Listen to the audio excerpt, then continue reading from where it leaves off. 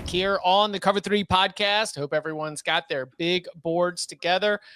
Producer Mikey has set and randomized the draft order. It will be Danny with the first pick, followed by Chip, followed by Bud, followed by Tom. The rules of the game draft are no rules. Well, some rules. So we are going to be drafting 4 rounds, 4 games each, and it can be the best game. It can be your favorite game, trying to put together the best slate. Once a game has been picked, it is off the board and not available to be selected. If you want to just load up on night games, then sure, that is your prerogative. If you want to have some early bedtimes and avoid all those, that's fine too. If you want to be done after Saturday, I mean, yeah, that is your choice. Danny, you are on the clock. What are you going with for game 1 of the week 1 game draft? I'm going to go. Yeah, look at all you guys. I get the whole board at my disposal. That's right. I'm going to go to a game, national title implications, but I like good, clean offensive play with experienced quarterbacks, not unknowns that could get ugly. Give me LSU at Clemson, the battle for Death Valley. That's right, Tom Fornelli. Who wants to go up there and watch that slop fest in Columbus? Who's going second in this? Chip. He just handed it to Chip. Yeah, okay. You can have it. You can have it. Hey, Danny. You know that Leroy Jenkins clip? Yeah, yes, Danny. You can have it. Danny, did you know they ride a bus to the front of That's right. Wait till you see the scenes. I mean, they are going to set the stage for that one. They're going to have the GoPro in the bus driver's spot, driving around. Oh, yeah. That's at night, though, right? Yes. You could have taken the noon game so your old ass could be in bed early. Now you got to stay up. I've got plenty of options. Chip is sprinting to the podium. Yeah. Grant, the tailgate has it correct. Our representative has already handed in his card. It's already been certified by the commissioner. I will be taking Texas at Ohio State, noon kickoff on Saturday. It legitimately brought me to a point of hair standing on end, like the hair on my arms was starting to stand on end, like borderline goosebumps, just thinking that a game of this magnitude that just has a ton of people fired up for the start of college football, noon Eastern time kickoff, first Saturday, week 1.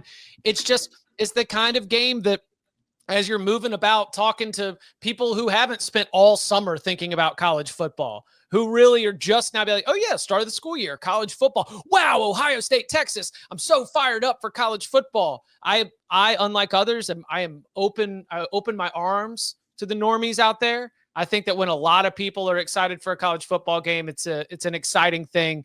The ones who aren't pouring over depth charts but are still going to be just as excited as anybody else to watch this one, give me Texas at Ohio State as my first round pick. Wow, way to go on a limb. Man, Right. the drama there, anticipation. All right. We're going down to Miami. Notre Dame at Miami, 2 teams that have college football playoff aspirations.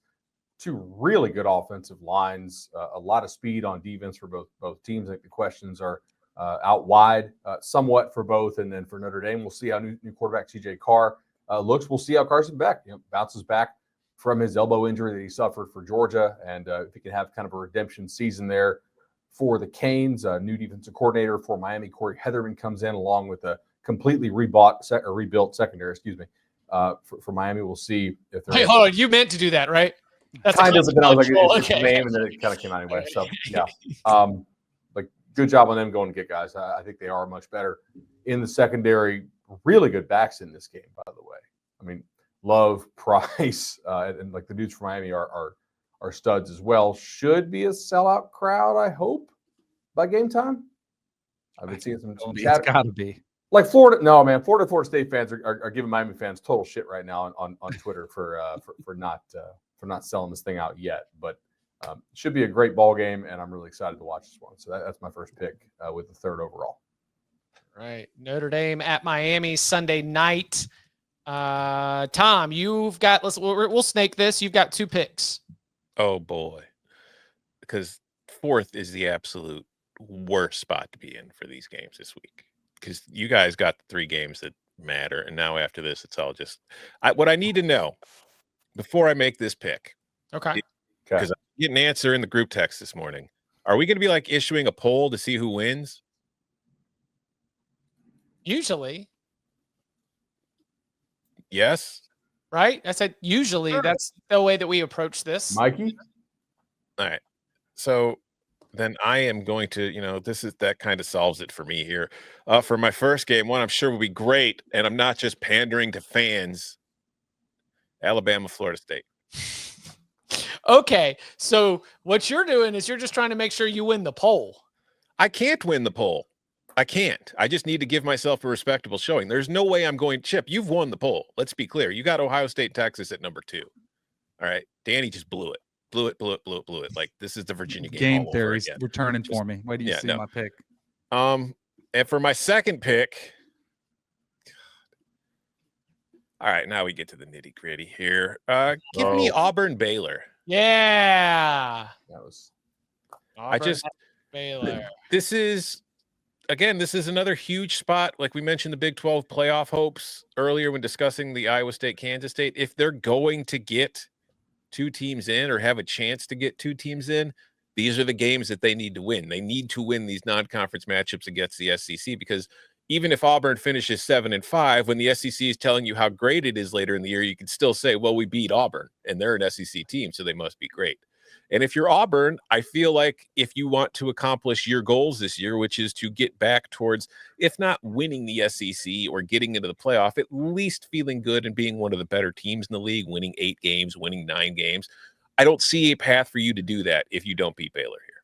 So I think this is a huge game for both squads. I'm looking forward to it. Auburn versus Baylor. All right. That is Bud. Back to you. I'm going to go with Nebraska against Cincinnati. Weeknight game here. I think this is probably a complete shootout. A big hope for Nebraska's offense this year.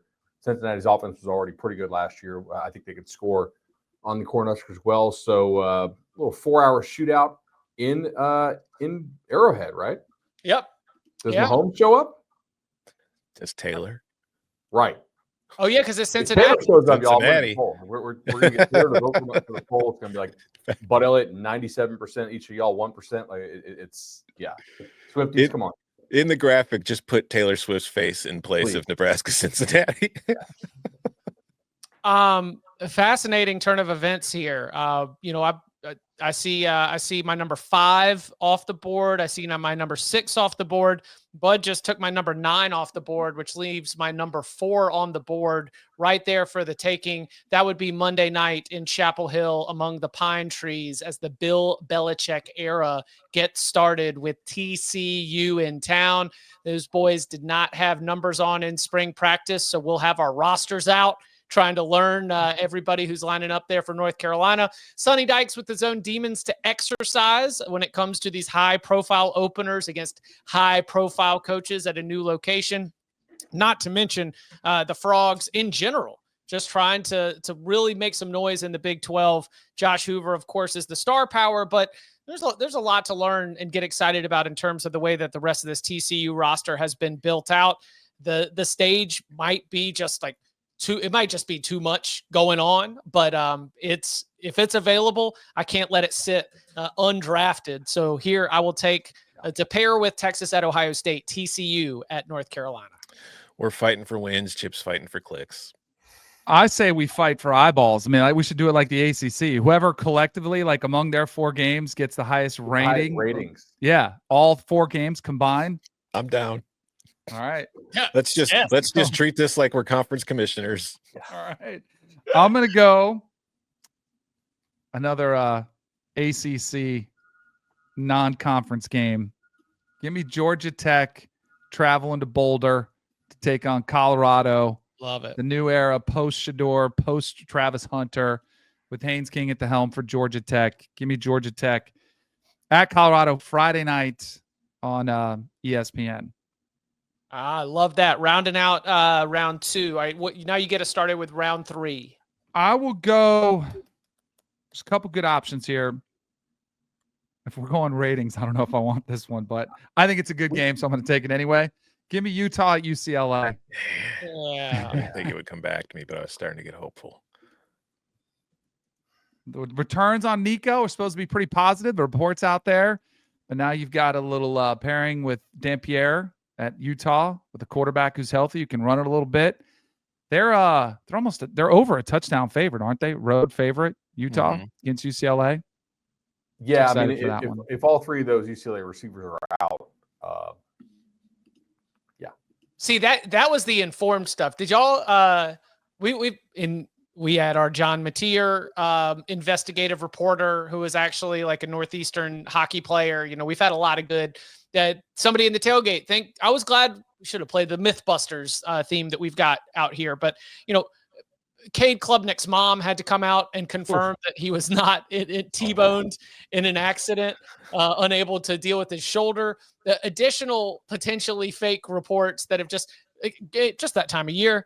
Did y'all see the fake reports that Nico's not starting? Yeah, that was I did not. I mean, yeah, it's like is that a message board? Was that a message board one? No, it was a tweet that, you know, somebody and maybe I don't know how it got to somebody texting me and saying Nico's number 2 at UCLA ? Question mark. I had to find the rumor of it, but yeah, he got sentelled, as Keith says in the tailgate. Yeah, I'm very excited. I agree. It's been mostly positive reports from trustworthy sources on UCLA. I think that's a good pick to get us started here in round 3. Let's go battle the Beamer ball. We've got a little afternoon tilt when it comes to Virginia Tech and South Carolina, a Sunday afternoon game. We haven't always gotten Sunday afternoon games. Sometimes it's just like the one primetime game, but this is a great way to lead into that colossal top 10 matchup where Virginia Tech, big pressure season for Brent Pry. You know, remember they changed out the offensive coordinator. Philip Montgomery is in there. Brent Pry with a bold statement saying the 2025 team is the closest to his vision of Virginia Tech since he got the job. Now, you'll remember Justin Fuente left that roster in horrendous shape. So everyone was willing to give him a little bit of a runway, but now the pressure is on from those in Blacksburg to really be able to deliver some results. And on the South Carolina side, Lenora Sellers now has that sort of national name recognition, and the Gamecocks want to show that last year's 9-3 regular season was a little bit more of the standard rather than the exception. You throw in Shane Beamer, Virginia Tech, Beamer ball. Love the narratives there. So let's go with Virginia Tech and South Carolina, neutral side in Atlanta as my third pick. Chip's got spotlight game after spotlight game. Yeah. Damn it. Thanks, Danny. Okay. Well, I guess we're fighting for second here for the most part, but I'm going to go with Boise at USF. I mentioned earlier in the show, I think Boise is most people's favorite to make the college football playoff from the G5 for good reason, but it's going to be hot down here. USF has some real firepower at receiver. They got some good edge rushers. Brown's a pretty good player. It sounds like Boise's a pretty healthy team. Like, this is legitimately one of the better games to watch of the weekend. It won't do good ratings because people just watch a game that involves one big team and they don't really care who the opponent is. But if you want a game that's actually like good to watch, I think this one has high potential. Hey, 5:30 p.m. Eastern time. Don't let this game catch you off guard. It could get rain, by the way. Yes, it's Ryan in the chat. It's going to be, thank you for that. I was just looking up Tampa weather, but I guess Tampa weather on any day in late August, you've got chances for rain and storms. So scheduled start of 5:30 p.m. Eastern time. So I don't know what everybody's work schedule is wherever you are across the country. That one will be a nice one to throw on a little bit earlier than we're used to on a Thursday. Well, I've got no hope of winning, but there is still a pretty big game out there as far as brands are concerned. There's another non-conference matchup between the ACC and the SEC that's still on the board. Nobody's going to be watching it because it's at the same time as Ohio State and Texas. But give me Tennessee and Syracuse to round out the third round. Let's see what Tennessee looks like without Nico. Let's see how it, what we can envision here. How's Joey Aguilar going to look? This is a decent test for them to start the year. And on the flip side, can Syracuse do it again? Like, can they shock the world and follow up last season by starting the year with a non-conference victory over the SEC and taking down a team that was in the college football playoff last year? Can Fran Brown really start the I want that guy coaching my team next year hype after we finally fire the coach who I hate? And then I'll just go after the hipster crowd with this final pick because it's, just playing to the undecideds. Give me Rice and Louisiana. Oh, baby. Yeah. We're all excited about this Rice offense. Going to tune in to see what it looks like. That's a great pick. Rice. Is it at Louisiana? I believe it's at Louisiana, yes. Yeah.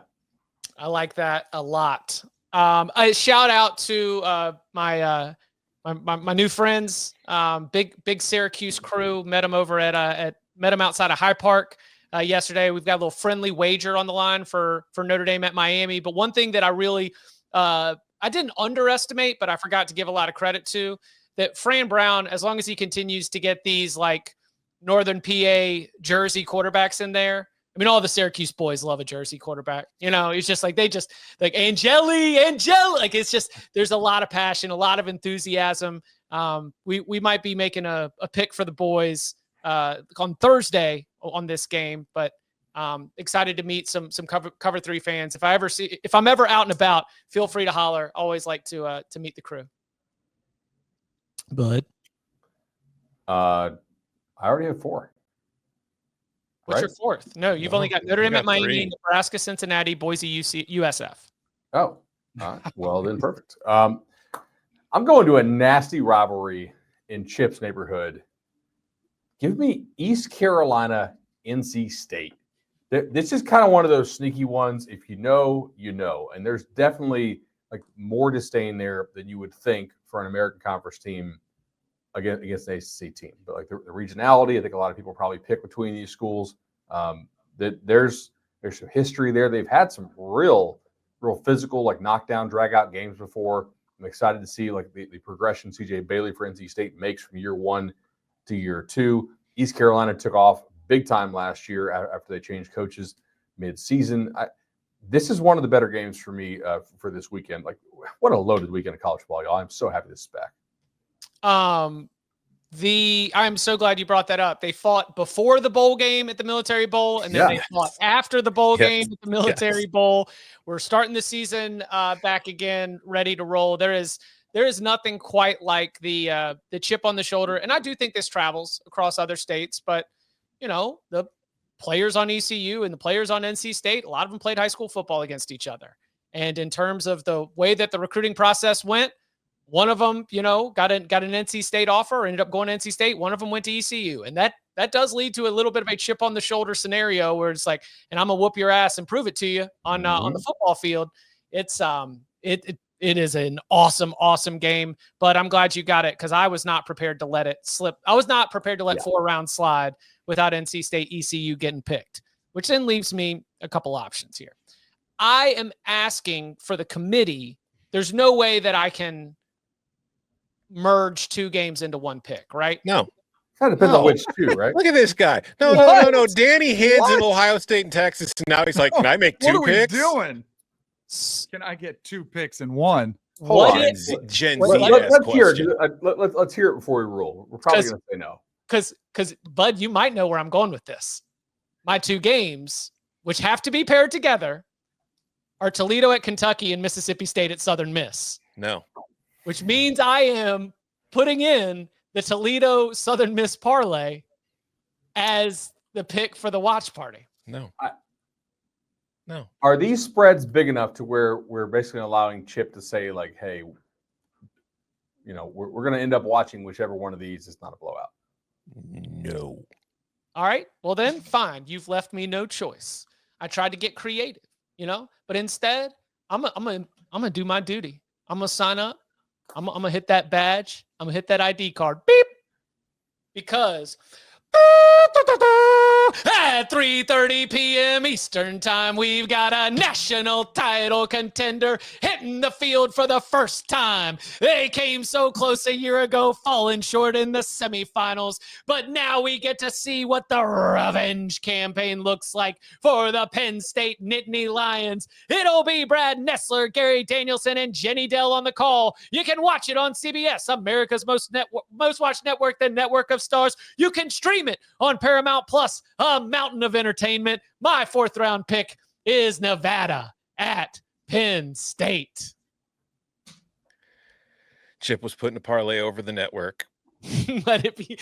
Let it be on the damage record. to his ability Who to among win us? this thing. Yeah.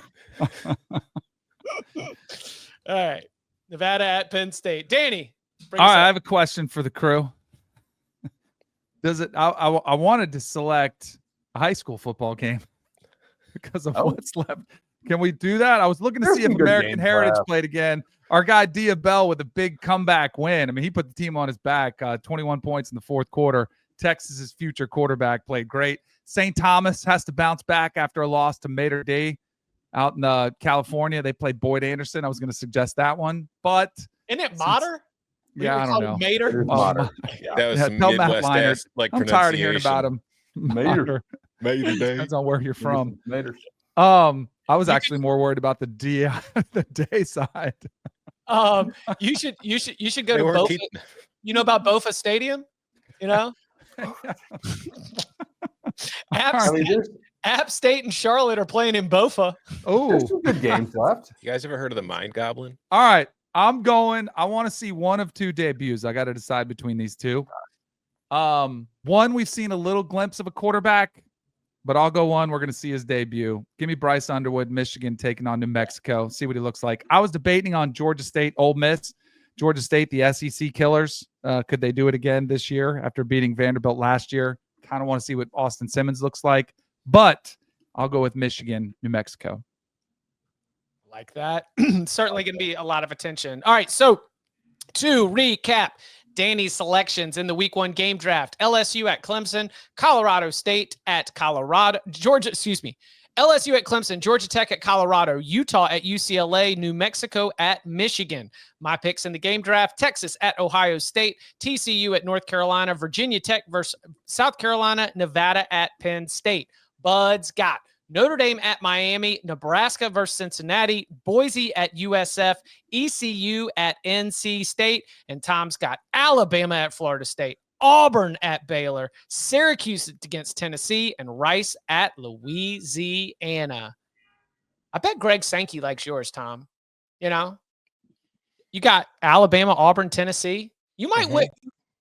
You might be up there in terms of like time slot champs cumulative TV rating. You guys, you're chasing the early returns. I'm chasing games that will actually impact the college football playoff. Like OSU, Texas, there are no playoff implications there. That's just a resume loss opportunity. Like losing that game costs you nothing. You're playing games with no stakes, meaningless games. I'm taking games that matter.